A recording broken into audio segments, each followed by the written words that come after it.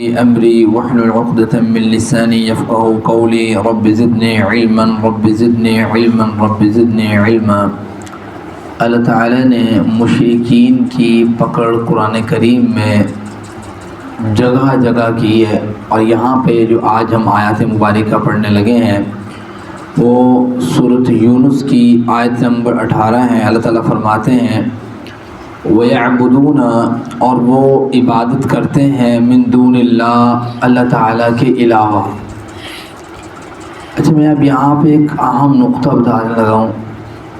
جب ہم کہتے ہیں کہ بھی اللہ تعالیٰ کے علاوہ کسی کی عبادت نہ کرو، تو بعض نام نہاد مسلمان جو دعویٰ مسلمانی کا کرتے ہیں اور کام عین کفار کے مطابق کرتے ہیں، جب ان سے کہا جاتا ہے کہ اللہ کے علاوہ کسی کی عبادت نہ کرو، اللہ کے علاوہ کسی کو مدد کے لیے نہیں پکارو، تو کہتے ہیں فلاں شخص جو ہے، جو اسلامک پرسنالٹی میں کوئی مقام رکھتا ہے، وہ اللہ کے علاوہ کیسے ہو سکتا ہے؟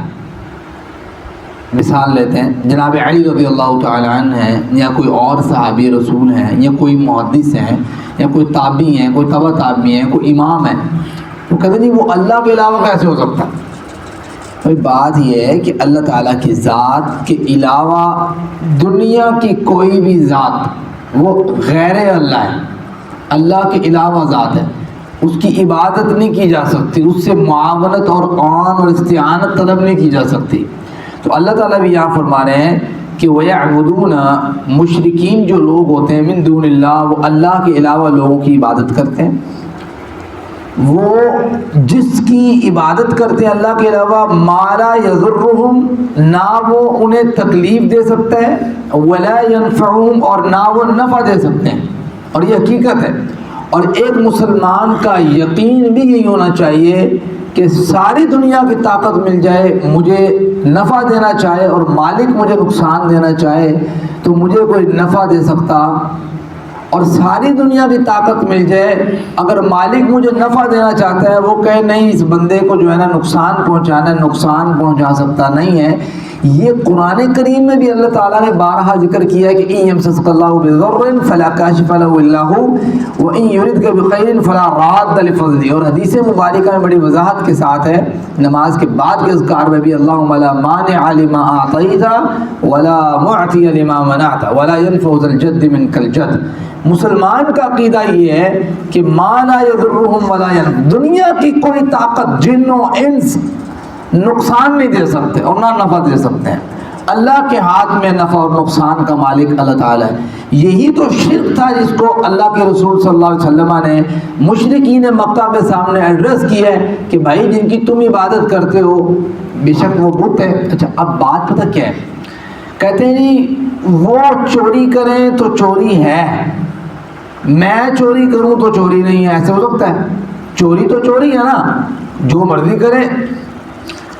اب کہتے ہیں جی مشرکین مکہ جو ہیں وہ تو بتوں کی عبادت کرتے تھے، یہ تو ان کے متعلق بات ہو رہی ہے، ہم کہاں بتوں کی عبادت کرتے ہیں، ہم تو بزرگوں کی کرتے ہیں۔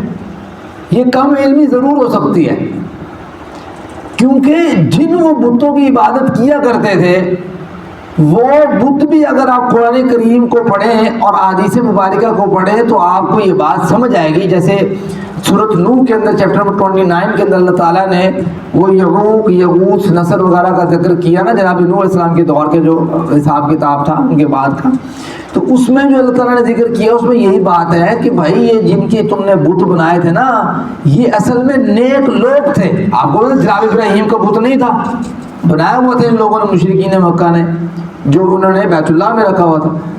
تو یہ اصل میں نیک لوگ تھے، انہوں نے ان نیک لوگوں کو بتوں کی صورت میں عبادت شروع کر دی، اور ہم نے نیک لوگوں کی قبروں کی صورت میں شروع کر دی۔ تو انہوں نے چوری کی وہ چوری ہے، ہم نے جو چوری کی وہ چوری نہیں ہے۔ انہوں نے جو کیا وہ شرک ہے اور ہم نے جو کیا وہ شرک نہیں ہے۔ یہ کیسا انصاف ہے؟ تو اللہ تعالیٰ فرماتے ہیں کہ ما لا یضرہم ولا ینفعہم، کہ بھائی یہ تمہیں کوئی نفع نقصان دے سکتے نہیں۔ یہ عالم ہی الگ ہے، یہ عالم دنیا ہے، وہ عالم ارواح ہے، نہ ان کو ہماری خبر ہے نہ ہمیں ان کی خبر ہے، سوائے اس کے کہ جو اللہ ان کو بتلا دے۔ اور اللہ تعالیٰ فرماتے ہیں جس طریقے سے اللہ تعالیٰ نے ہمیں عالم ارواح کی کچھ خبروں کو بتلایا ہے کہ شہید کی جو روح ہے وہ کہاں ہوتی ہے اور نیک لوگوں کی کہاں ہوتی ہے، برے لوگوں کی کیا ہوتی ہے، وہ علیین اور سجین کا سارا کانسیپٹ جو اللہ تعالیٰ نے ڈسکس کی ہمیں اللہ تعالیٰ نے بتایا. اسی طریقے سے اللہ تعالیٰ جو ان کو بتانا چاہے بتا دیتے ہیں. وَيَقُولُونَ اور وہ کہتے ہیں. اب یہ ساری چیزیں کن کی بتائی جا رہی ہیں؟ مشرکین مکہ کی. آپ نے ذرا کمپیریزن کرنا ہے کہ ہمارے جو معاشرے میں، ٹھیک ہے، ہم مسلمان بھی ہونے کا دعویٰ کرتے ہیں اور ساتھ شرک کی ایسی دلدل میں گھسے ہوئے ہیں کہ ہمیں پتہ ہی نہیں ہے قرآن کیا کہہ رہا ہے. قرآن کہتا ہے کہ یہ لوگ کہتے تھے مشرکین عرب، وَيَقُولُونَ وہ کہتے تھے ہَؤُلَاءِ، اور بھائی ہم ان کی عبادت کب کر رہے ہیں؟ نہیں کہتے آج مسلمان. تمہیں کس نے کہا ہم نے جا کے فلاں بابے کی عبادت کی ہے؟ تمہیں کس نے کہا ہم نے فلاں دربار میں جا کے یہ کام کیا ہے؟ تمہیں کس نے کہا ہم نے فلاں پیر کو رب مان لیا ہے؟ یہ وہی سوال ہے جو عبداللہ بن سلام نے کیا تھا کہ اللہ تعالیٰ نے کہا کہ بھئی یہ ان لوگوں نے تو یہود و نصارہ نے اپنے جو پیر مولوی ہیں ان کو تو رب بنا لیا ہے. اور انہوں نے کہا اللہ کے رسول ہم نے تو کبھی کہا ہی نہیں ہمارے رب تھے. میں ان کی حلال حرام جو کرتے تھے تم کہتے تھے اوکے ہے، ہاں جی اوکے، وہ کہتے تھے حلال ہے تم کہتے حلال، حرام حرام. تو پھر بھائی یہ جو اللہ کی کوالٹی حلال و حرام کی وہ تم نے کسی بندے کو دی تو گویا تم نے اس کو رب بنایا ہے، کہنے کی کیا ضرورت ہے؟ تو یہاں بھی یہی بات ہو رہی ہے کہ وَيَقُولُونَ هَؤُلَاء، یہ جو لوگ تھے نا مشرکین، یہ کہتے تھے بھائی یہ جو لوگ ہیں نا، یہ جو بت ہیں ان کی ہم عبادت کب کرتے ہیں؟ شفعاؤنا عند اللہ، یہ سارے اللہ کے ہاں ہمارے سفارشی ہیں. اور بھئی اللہ کی ذات کسی ذات کی پابند نہیں ہے.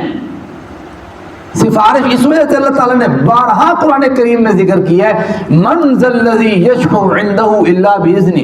کس کے اندر یہ جرت اور طاقت ہے کہ وہ اللہ کی اجازت کے بغیر اسے سفارش کر ڈالے کہ فلاں بندے کو معاف کر دو؟ اللہ پابند ہے کسی بندے کا؟ نہیں. سفارش وہی کرے گا جس کو اللہ اجازت دے گا، اور جس کو اللہ اجازت دے گا وہ جو سفارش کرے گا وہ بھی عین اعتدال اور عین میزان کے اور عین انصاف کے مطابق سفارش ہوگی. ایسا نہیں ہے کہ کسی ایسے شخص کی کوئی سفارش کر ڈالے کہ جو کبھی کسی نے جس نے دین کے ساتھ اس کا ریلیشن ہی نہیں رہا. تو آگے فرمایا ہؤلاء شفعاؤنا عند اللہ، کہ یہ مشرکین کہتے ہیں کہ یہ ہم یہ بتوں کی عبادت نہیں کرتے بھائی، یہ تو ہمارے سفارشی ہیں. قل ان سے کہہ دیجئے اتنبئون اللہ، جیسے ہم بتاتے ہیں کوئی بڑا بندہ ہو چھوٹے کو کہہ رہا ہے تو میں نے بتا رہا ہے، تو مجھے بتا رہا ہے، مجھے نہیں پتا کہ بھی اصل حقیقت کیا ہے کہ یہ کہاں سفارشی آ گئے. تو اللہ تعالیٰ تو مجھے اللہ تعالیٰ کو متنبع کرتے ہو کہ اللہ تعالیٰ کہ ہاں جی سفارش ہوگی ان کی. ان کو تو خود نہیں پتا کہ انہوں نے کہاں جانا ہے. کسی بندے کو پتا کسی نے کہاں جانا ہے. بعض اوقات دیکھنے میں انسان نیک لگتا ہے لیکن اس کا معاملہ بد ہو جاتا ہے کسی غلطی کی وجہ سے. بعض اوقات بد ہوتا ہے اس کا دیکھنے میں بد معاملہ لگتا ہے لیکن کوئی ایسی نیکی اللہ کو پسند آتی ہے اس کو اللہ تعالیٰ کوئی اور مقام دے دیتا ہے. تو یہ تو معاملات اللہ کی رحم و کرم پہ ہیں.